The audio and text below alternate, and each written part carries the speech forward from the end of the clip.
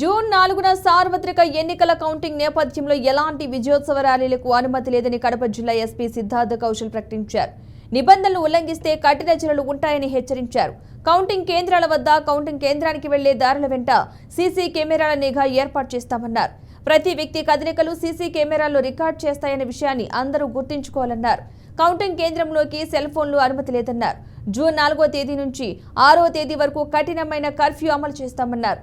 సార్వత్రిక ఎన్నికల కౌంటింగ్ నేపథ్యంలో ఎలాంటి విజయోత్సవ ర్యాలీలకు అనుమతి లేదని, నిబంధనలు ఉల్లంఘించిన వారిపై కఠిన చర్యలు తీసుకుంటామని ఎస్పీ సిద్ధార్థ్ కౌశల్ హెచ్చరించారు. ఇక సార్వత్రిక ఎన్నికల కౌంటింగ్ నేపథ్యంలో ఎలాంటి విజయోత్సవ ర్యాలీలకు అనుమతి లేదని, నిబంధనలు ఉల్లంఘించిన వారిపై కఠిన చర్యలు తీసుకుంటామని ఎస్పీ సిద్ధార్థ్ కౌశల్ హెచ్చరికలైతే జారీ చేశారు. ఇదే అంశానికి సంబంధించిన పూర్తి సమాచారాన్ని కడప నుంచి మా ప్రతినిధి సురేంద్ర లైవ్ లో అందిస్తారు. సురేంద్ర, చెప్పండి, అధికారులు ఇంకా ఎలాంటి హెచ్చరికలు జారీ చేస్తున్నారో కౌంటింగ్ నేపథ్యంలో? Good morning Padma.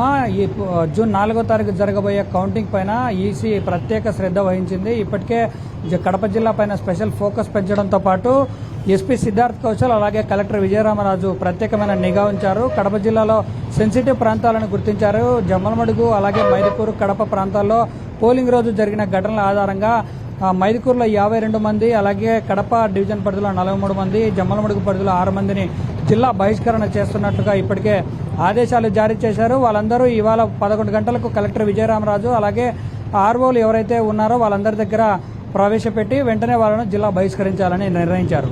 ఈ రోజు నుంచి జూన్ 6వ తారీఖు వరకు జిల్లా బహిష్కరణ జరుగుతుంది. దాదాపు ఇప్పటి వరకు 1038 మందికి ముందస్తు హెచ్చరికలు కూడా జారీ చేశారు.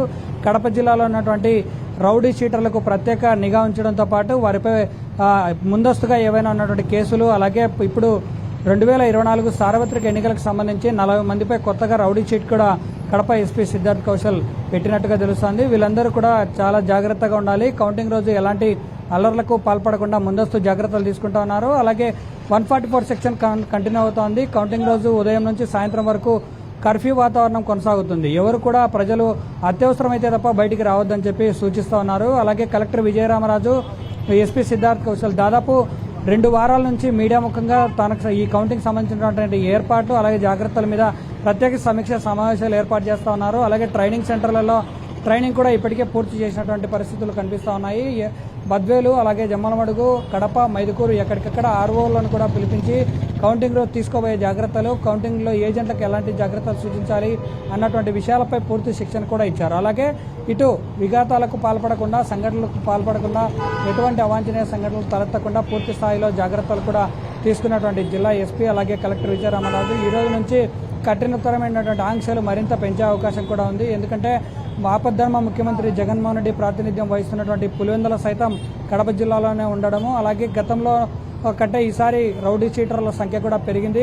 ఇటు అన్నమయ్య జిల్లాలో కూడా 600 మందిని ముందస్తుగా హెచ్చరించారు. దాదాపు 131 మంది జిల్లా బహిష్కరణ కూడా చేశారు. అంటే ఈ 2 జిల్లాల మీద కూడా ప్రత్యేక నిఘా ఇటు ఎన్నికల కమిషన్కు అలాగే పోలీస్ బాస్ కూడా తన మార్క్ రాజకీయానికి పదును పెట్టారనే అర్థమవుతోంది.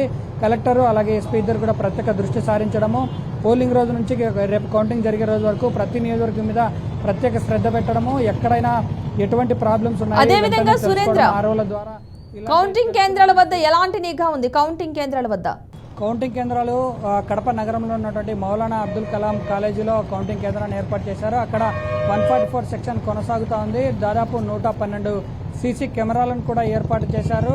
అలాగే అక్కడ చుట్టుపక్కల ఉన్నటువంటి ప్రాంతాల్లో 4 అంచెల భద్రత, అంటే లోపలికి వెళ్ళేటువంటి కౌంటింగ్ ఏజెంట్లు కావచ్చు, పోలింగ్ సిబ్బంది కావచ్చు, తగు ఏర్పాట్లు జాగ్రత్తలను కూడా సూచించారు. మొబైల్ తీసుకెళ్లకూడదు, ఎటువంటి ఎలక్ట్రానిక్ గాడ్జెట్స్ కూడా లోపలికి తీసుకెళ్లడానికి వీలు లేదు. కలెక్టర్ పూర్తి స్థాయి ఆధ్వర్యంలో ఈ కౌంటింగ్ కేంద్రాలను పర్యవేక్షించారు. అలాగే కౌంటింగ్ ఏజెంట్లకు, ఆ ఎన్నికల్లో పాల్గొన్న అభ్యర్థులకు కూడా పూర్తి స్థాయి స్వేచ్ఛ వాతావరణంలో అక్కడ కౌంటింగ్ జరుగుతోంది. ప్రత్యేకంగా పోస్టల్ బ్యాలెట్ల మీద ఇటు వైసీపీకి అలాగే ఈసీకి మధ్య జరిగినటువంటి వాగ్వాదాన్ని కూడా మరోసారి పునఃసమీక్షించారు. ఈ సమీక్షలో భాగంగా పోస్టల్ బ్యాలెట్ల మీద కూడా ప్రత్యేక నిఘాతో పాటు శ్రద్ధ కూడా పెట్టినట్లుగా తెలుస్తోంది. రేపు జరగబోయే ఎన్నికలకు పూర్తి పటిష్టమైనటువంటి ఏర్పాట్లు అయితే పూర్తి చేశారని అర్థం చేసుకోవచ్చు. పద్మ.